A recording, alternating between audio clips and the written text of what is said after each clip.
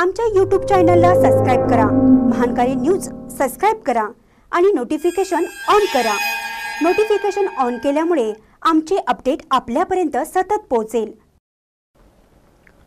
सहकार रत्न रावसाहेब पाटील बोरगावकर यांचा अमृत महोत्सव 1 मार्च रोजी अमृत महोत्सवानिमित्त भव्य कार्यक्रमाचे आयोजन।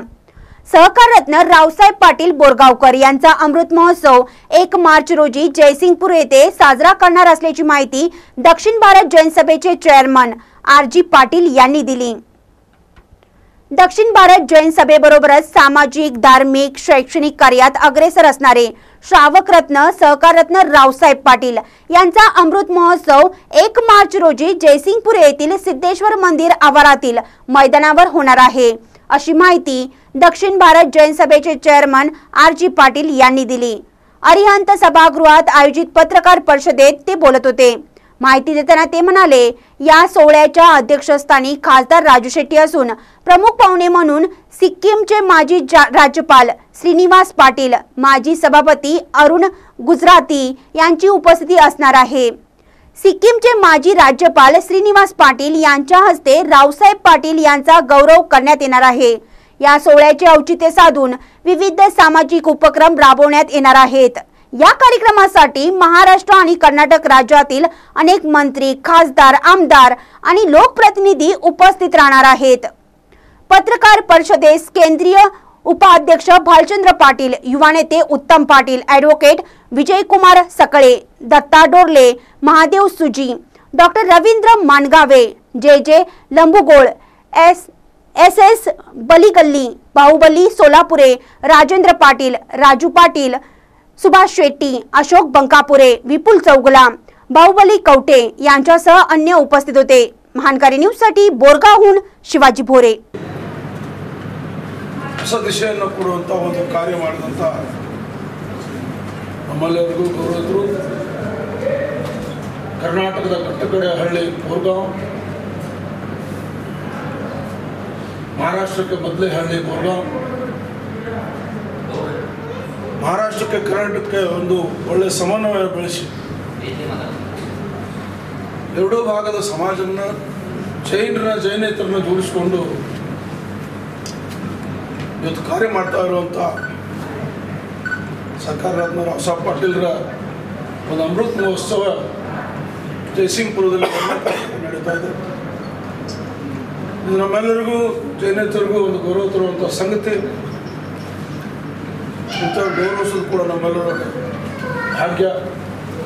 ಈ ಹಿನ್ನೆಲೆ ಹೇಳುವಂಥ ನಮ್ಮ ಮಧ್ಯದಲ್ಲಿ ಕ್ಷಮಾ ಜೈನ ಸಭೆಯ ಚೇರ್ಮನ್ ಆದಂಥ ರಾವಸಾಹೇಬ್ ಪಾಟೀಲ್ ಇದ್ದಾರೆ।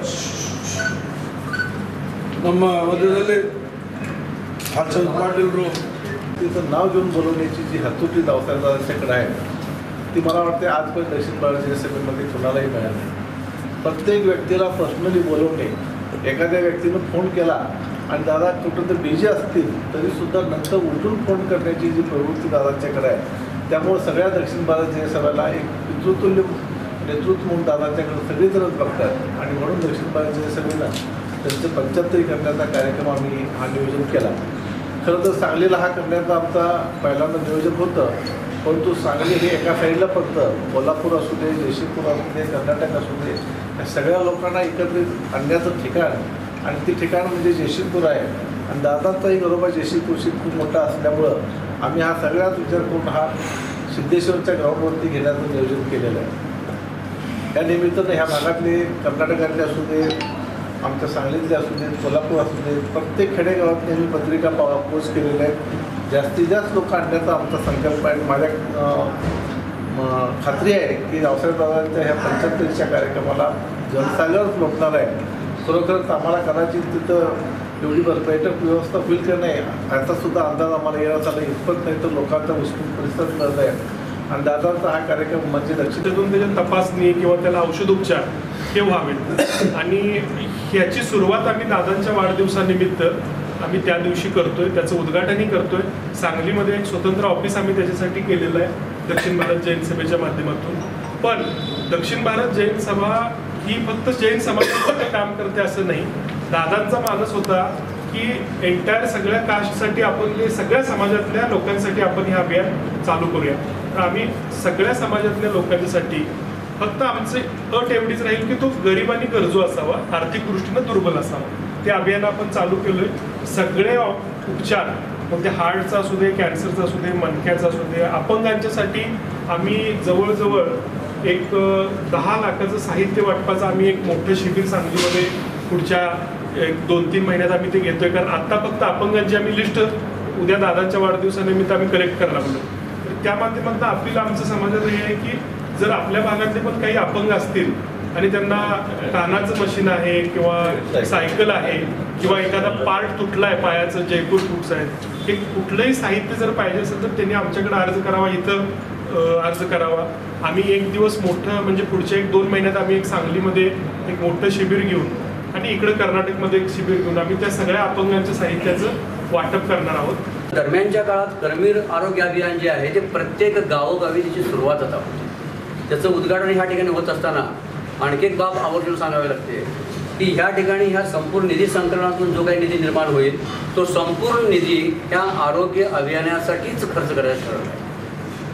आपण सर्वजण जाणता कितीही गव्हर्नमेंटच्या, महाराष्ट्र किंवा कर्नाटक गव्हर्नमेंटच्या असेल, कितीही स्कीम्स आरोग्यदायी असल्या तर संपूर्ण तळागाळामध्ये जाऊन सर्व व्यक्तींच्यासाठी ते पोचणं अत्यंत अवघड असतं. म्हणून पहिला मुद्दा असा घेतला, केवळ एका धर्मासाठी नाही, केवळ एका समाजासाठी नाही, तर सर्वसामान्य लोक, बहुजन समाज जे आहेत त्या सर्व गरजूंच्या पुढे जायचं.